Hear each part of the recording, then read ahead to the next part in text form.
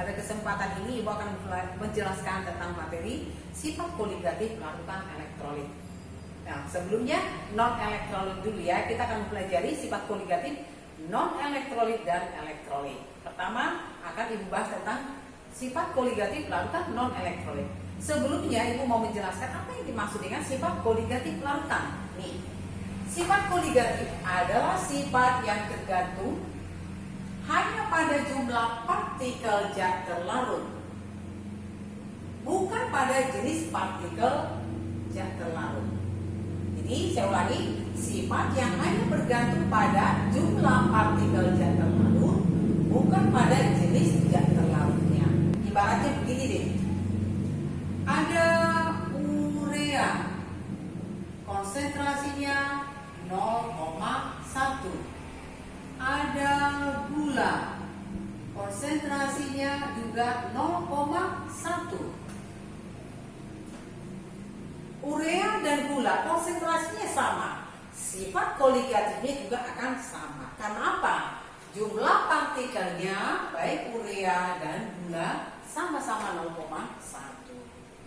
Nah, tentu urea dan gula di sini merupakan zat non elektrolit. Saya katakan tadi, Ibu akan menjelaskan tentang sifat koligatif zat non elektrolit. Ya, apa saja yang merupakan sifat koligatif larutan? Ya, sifat koligatif larutan meliputi seperti yang depan ini. Penurunan tekanan uap, tidak ada kenaikan tekanan uap, yang adanya penurunan tekanan uap dilambangkan dengan delta P. Kemudian kenaikan titik didih, tidak ada penurunan titik didih, adanya kenaikan titik didih, dilambangkan delta TB.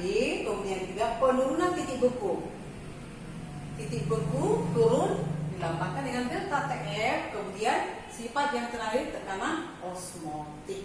Ya, yang pertama Ibu akan jelaskan ya, penurunan tekanan uap. Penurunan tekanan uap dilambangkan dengan delta P.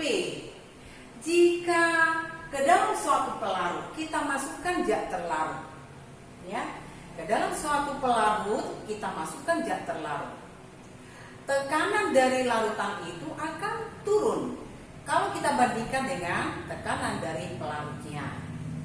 Misalnya nih, ini ada air, ini air ya, ini molekul-molekul air.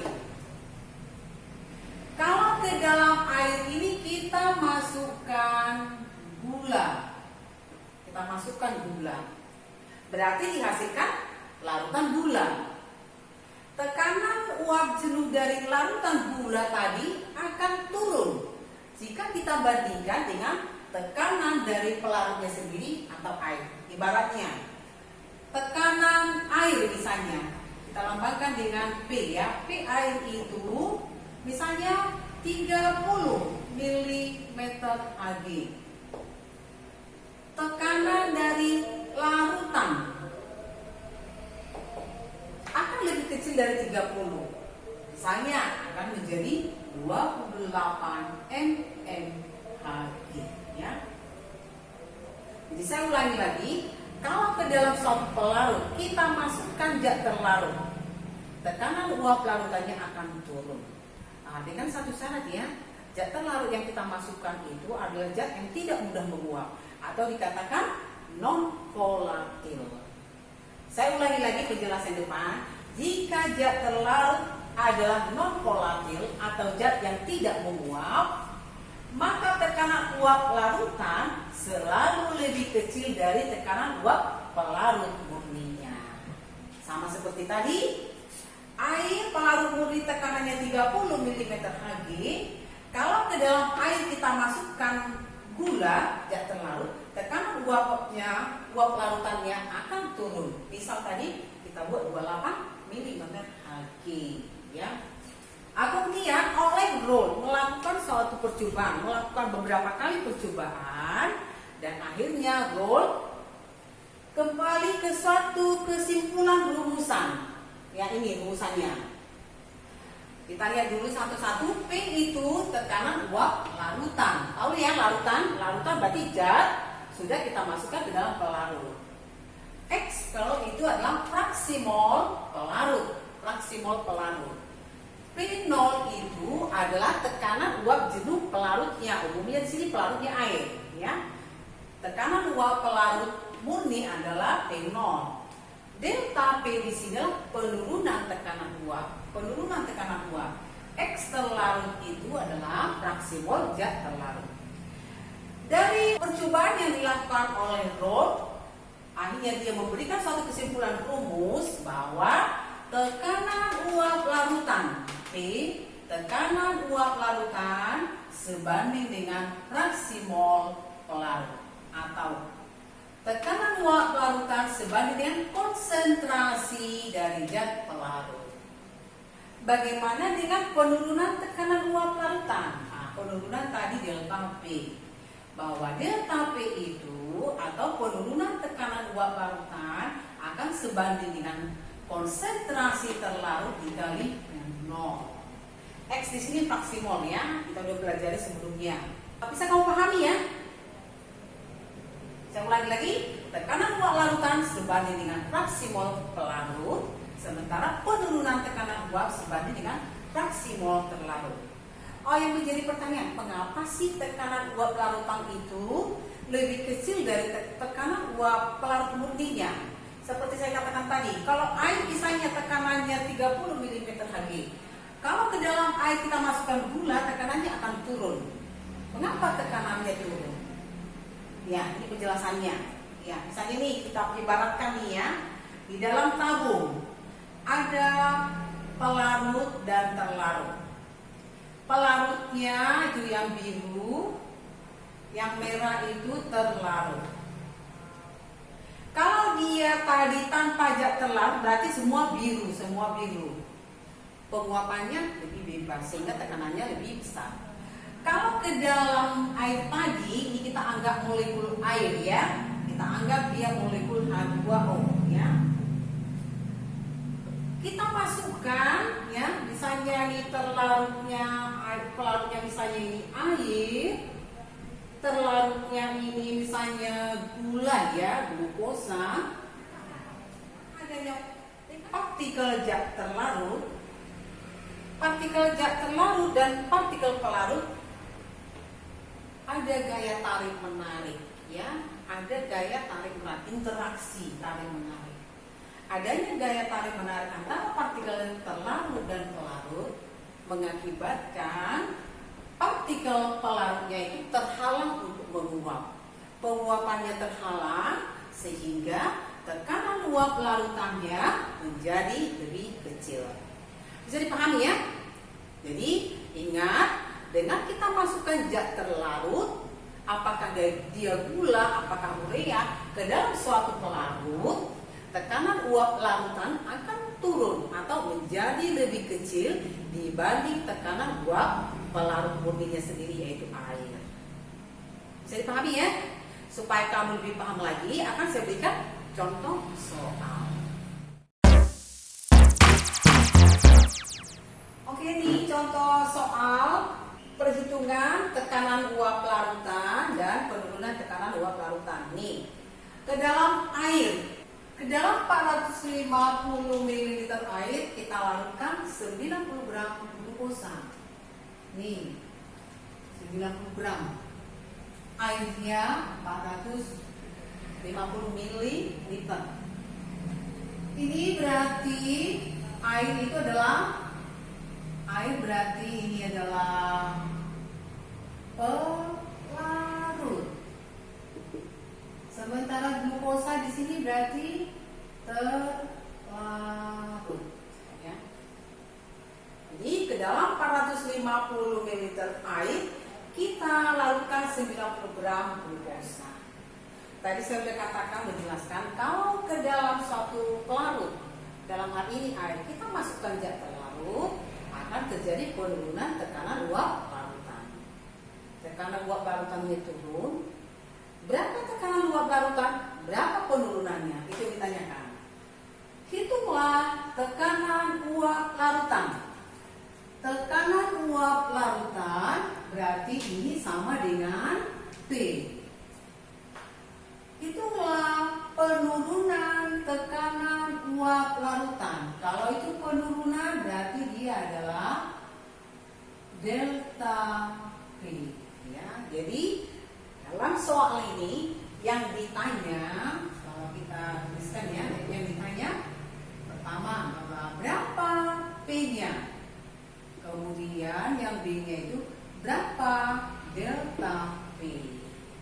P tadi tekanan uap larutan, delta P penurunan tekanan uap larutan. Nah, sekarang kita lihat rumusannya menurut Rolle ya. Menurut Rolle, kita lihat yang A dulu, bahwa P tekanan uap larutan sebanding dengan fraksi mol pelarut dikali P0. Sekarang kita mau cari bagaimana cara menghitung X pelarut ya. X pelarut berarti sama dengan sudah dipelajari sebelumnya adalah N pelarut dibagi N pelarut tambah N terlarut. Pelarutnya tadi sini air, terlarutnya glukosa. Oke, kita masukkan X pelarut, mol itu identik massa dibagi ml ya. Jadi kita udah sering pelajari berapa massanya dibagikan ml-nya.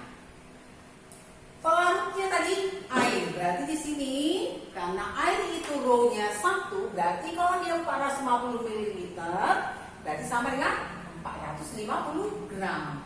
Berarti ini 450 gram dibagi ml-nya.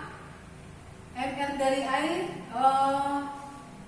18 ya, 18 gram per mol dibagi 400. Boleh kita sikat aja ya supaya tidak ini.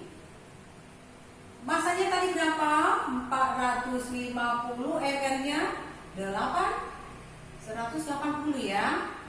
ml dari glukosa 180 per N pelarut sama 450 per 180 tambah N terlarut. Terlarutnya apa?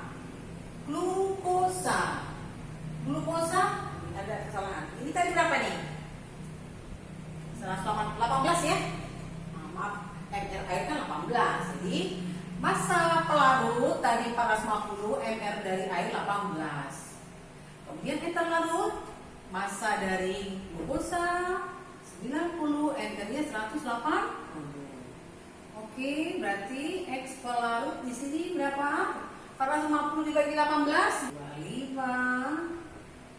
Ini juga 25, ini dibagi ini 0,5. Sehingga sini X pelarut 25 dibagi 25,5 sama dengan 0,98. Oke, itulah X pelarut. Sebenarnya kalau kita mau cari X terlarut, tinggal kita kurangkan 1. X terlarut adalah rumusnya 1 dikurang X pelarut. Berarti 1 dikurang 0,98 berapa? 0,02. Inilah X terlarut. Setelah dapat X pelarut dan X terlarut, oke, kita hitung tekanan uap larutan. X pelarutnya berapa? 0,98 kali P0-nya ya. Tekanan uap murni air sini nggak dikasih tahu ya. Nah, tekanan uap pelarut murni air saya tambahkan ya, itu harus dikasih tahu ya. Tekanan uap pelarut murninya tadi soalnya nggak kurang ya, saya anggaplah di sini di P0 itu 30 mmHg ya, mmHg ya. Tekanan uap murni pelarut biasanya pada suhu sekian, tekanan pelarut murninya sekian. Ini saya anggap nih, tekanan pelarut murninya 30 mmHg. Oke, jadi berapa nih tekanan larutannya? 29 mmHg. Sekarang, tadi tekanan pelarut murni airnya 30 mmHg. Ternyata setelah kita masukkan glukosa 30 gram, tekanannya menjadi 29,4. Naik apa turun? Turun kan? Ya, turun. Nah, sekarang bisa kita hitung berapa penurunannya. Turunnya berapa? Sama lah, namanya turun berarti yang besar dikurang yang kecil. Itu tekanan pelarut murni dikurang tekanan uap larutan. Berapa nih? Tekanan uap pelarut murni tadi 30. Tekanan uap larutan 29,4. Berarti penurunannya menjadi 0,6 mmHg. Itulah penurunannya. Tadi kan ada rumus juga ya, rumus juga bahwa menghitung penurunan itu adalah X terlarut dikali 0. Bisa juga nih. Tadi kita udah dapat X pelarut. Kalau dapat X pelarut tentu langsung 1 dikurang X pelarut. Tadi X pelarut 0,02. Kalau kita cek kali P0-nya 30 mmHg, milimeter Hg. Ayo berapa nih? 0,6 mmHg. Oke, sama ya. Jadi kalau tekanan uap larutan sudah ditentukan, penurunannya dapat kita tentukan dari tekanan pelarut murni dikurang tekanan uap larutan. Atau berapa penurunannya? Fraksi mol terlarut dikali P0. Bisa dipahami ya? Oke, saya ulangi lagi. Sifat koligatif larutan ini hanya berlaku untuk konsentrasi larutan encer ya. Biasanya itu konsentrasi larutannya itu adalah konsentrasi larutan ya. Konsentrasi larutannya itu kurang lebih sama dengan 0,2 molar ya. Jadi hanya berlaku untuk larutan encer. Kalau dia larutannya bukan encer atau pekat, itu tidak berlaku. Sebagai satu gambaran ya, bahwa tekanan uap larutan itu bergantung pada konsentrasi fraksi mol pelarut. Dengan semakin banyak konsentrasi, makin besar tekanannya. Kalau kamu pernah baca peristiwa ledakan gas CO2 di Danau Kamerun ya, daerah Kamerun pada tahun 1986. Karena kandungan CO2 yang sangat banyak di dasar danau, sehingga pada tahun 1986 terjadi ledakan yang sangat dahsyat, sehingga membuat sesaknya 1.700-an orang karena konsentrasi CO2 yang sangat banyak, dan bisa banyak korban binatang juga ya, karena kandungan CO2 itu bisa membuat kita sesak bernapas. Sehingga setelah 18 tahun kejadian itu, para ahli mengantisipasi kalau nanti kandungan CO2 semakin menumpuk di dasar danau yang di Kamerun itu, kalau nggak salah danau Josnya, itu nanti bisa mengakibatkan bencana lagi, ledakan pada tahun 1986. Akhirnya ahli para sains membuat suatu pompa ya, jadi dibuat suatu pompa ke dasar danau, ke dalam air, sehingga kandungan CO2 yang ada di dasar danau itu dikeluarkan melalui pompa itu. Jadi itu kesebut terus sampai sekarang, sehingga tidak terjadi lagi ledakan seperti tahun 1986 yang mengakibatkan banyak korban ya. Nah, itu konsentrasinya tentu sudah sangat besar sekali. Nah, untuk sifat koligatif yang kita pelajari di sini hanya berlaku untuk konsentrasi dengan larutan, konsentrasi larutan encer ya, lebih kurang sama dengan, lebih kecil atau sama dengan 0,2 molar. Oke, nanti kita akan mempelajari sifat koligatif lainnya, kenaikan titik didih, penurunan titik beku, dan tekanan osmotik. Tentu itu ada hubungannya dengan, masih ada hubungannya dengan penurunan tekanan uap. Semoga kamu paham, semangat terus belajar dalam masa pandemi. Selamat sore. Jangan lupa subscribe, nyalakan lonceng notifikasi, like, dan share video di channel ini ya teman-teman. Terima kasih.